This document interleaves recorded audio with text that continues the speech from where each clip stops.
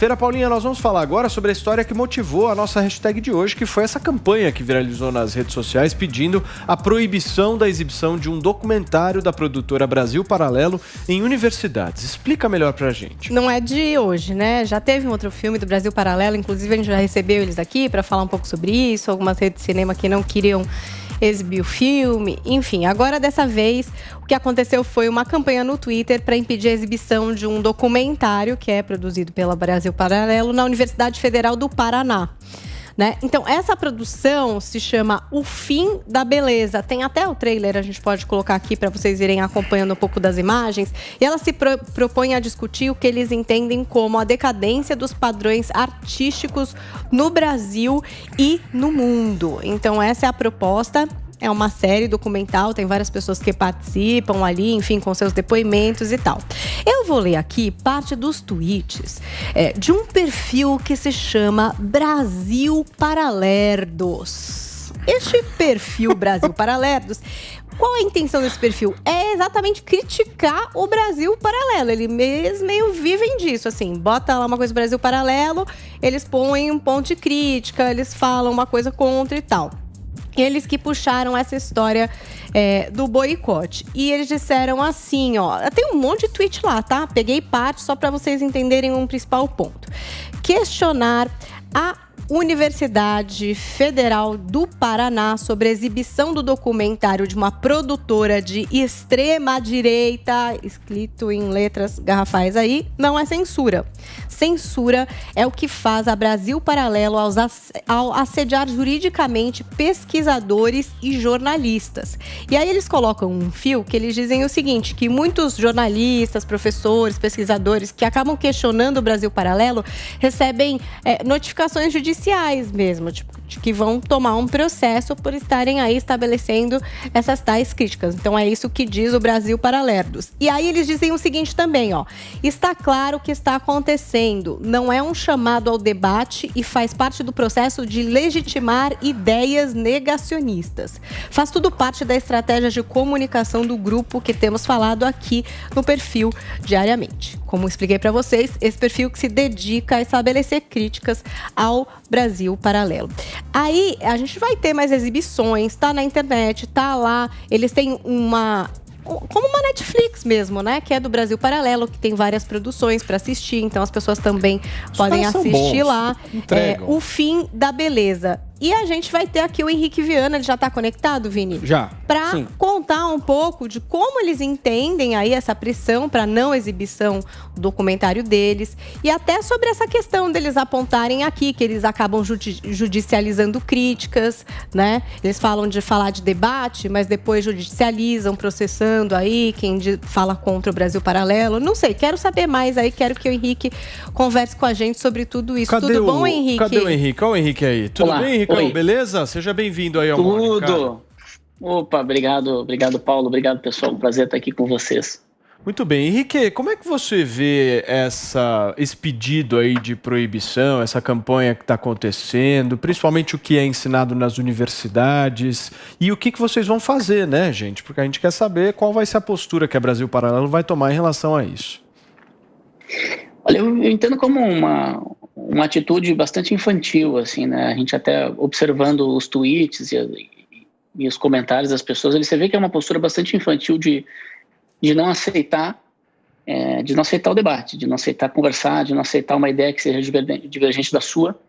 E quando esse esperneio, vamos dizer assim, começa a ganhar corpo e alcançar eventualmente, às vezes, uma autoridade que acaba tomando uma decisão de impedir, quer dizer assim, o debate, isso é lamentável, mas o reitor se posicionou dizendo que é a favor da livre expressão, que ele mesmo até falou que não gosta muito do nosso trabalho, mas que não vê problema em alunos se reunirem para transmitir o filme e tudo mais. Então, no fundo, é uma postura bastante infantil, acho que, e esse perfil mente bastante. Então, acho que a única coisa que está certo ali, que é verdade do que eles falam, é que eles acompanham diariamente o Brasil Paralelo. Isso é verdade, eles devem ter um pôster, assim, uns pôsteres nossos. tem um ponto aí, a gente estava até almoçando ontem, eu, Paulinha e Vini, e a gente estava comentando sobre essa história da Brasil Paralelo, que é o seguinte, você pode criticar Brasil Paralelo, enfim, discordar, dizer que, olha, eu sou mais progressista, acho que os caras vão para uma linha mais conservadora, isso aí está no direito. Agora, é inegável que vocês, Henrique, entregam. Vocês entregam produtos de qualidade, vocês estão lá fazendo e tal. Não seria, pensando, já que a gente defende liberdade, não seria muito mais ético da parte de quem não quer, por exemplo, que haja veiculação da Brasil Paralelo em universidades? Seria muito mais ético, então, eles montarem uma produtora que seja, por exemplo, progressista, que tenha as suas visões mais pendendo para a esquerda e que queiram competir com a Brasil Paralelo? Isso é livre mercado. Ou simplesmente não assistir, né? Porque foi até o que motivou a nossa tag hoje, né? Porque se você não gosta de um produto, você não gosta da forma como a Brasil Paralelo faz, por que só não assistir, não ver, não consumir esse tipo de produto? Mas pode falar aí, Henrique. Não, a liberdade de expressão, ela é fundamental, é um pilar da evolução, do amadurecimento cultural de qualquer sociedade. Nós precisamos desse debate, a gente precisa desse conflito de ideias, é necessário, é fundamental a liberdade de expressão para isso, e o sucesso de uma iniciativa de documentários, de filmes, um escritor, um professor, seja o que for o sucesso dele, vai estar ligado à capacidade dele de fazer a coisa bem feita. Quer dizer, assim, a gente tem um processo... quer dizer, a honestidade intelectual de um trabalho como esse não é algo que você tem ou você não tem, assim, que brota. Exige muito trabalho, muito esforço. Você precisa se questionar, você precisa ser desconfortado pelas fontes que vão, às vezes, contra aquilo que você acredita inicialmente. Você precisa ter uma equipe de pesquisa que está constantemente se autocriticando. Você precisa entrevistar pessoas que são contraditórias, e a gente tem feito isso bastante a partir de 2020, né? A gente percebeu que eventualmente estávamos... E a gente sempre teve muita dificuldade de conseguir o aceite de pesquisadores de esquerda ou progressistas, mas a gente aos poucos vem conseguindo. Alguns vêm topando conversar com a gente. Só para vocês terem uma ideia, nos últimos 3 meses, último trimestre, a audiência da Brasil Paralelo foi de 15 milhões de espectadores únicos. Então, 15 milhões de pessoas, espectadores únicos, assistiram em média 50 minutos de Brasil Paralelo. Isso não é porque eu tenho alguém por trás, ou porque não tem, né? A gente não tem ninguém por trás. É 100% privado, não tem nenhum patrocinador, nem dinheiro público. Isso é porque as pessoas estão reconhecendo a qualidade daquilo que tem sido feito. Então, assim, seria fantástico se tivesse iniciativas progressistas, comunistas, seja o que for, fazendo produção de conteúdo, defendendo o seu ponto, tentando fazer uma construção. Henrique, você está colocando aqui que você tem uma certa preocupação, a Brasil Paralelo tem uma preocupação de também trazer uma visão contrária àquilo que vocês colocam, certo? Você até falou, nós estamos buscando pessoas progressistas e tal, mas mesmo se vocês não estivessem, eu ainda acho que vocês estão no direito de vocês, assim como com certeza. As universidades... Isso que a gente está fazendo, Paulo, desculpa te interromper, isso que a gente está fazendo é somente digamos assim, um preciosismo nosso de dizer assim, olha, nós queremos realmente qualidade. Então porque a gente quer se você for analisar do outro lado, você tem uma dominação, uma dominância muito forte de um ideário mais progressista dentro dessas universidades, e sempre foi assim, certo? Sempre foi assim. Mas eu quero ouvir o nosso Felipe Pena. Cadê o Pena aí na história? O Pena adora a Brasil Paralelo, assiste todos os documentários, eu tenho certeza absoluta. Pena, qual que você mais gosta?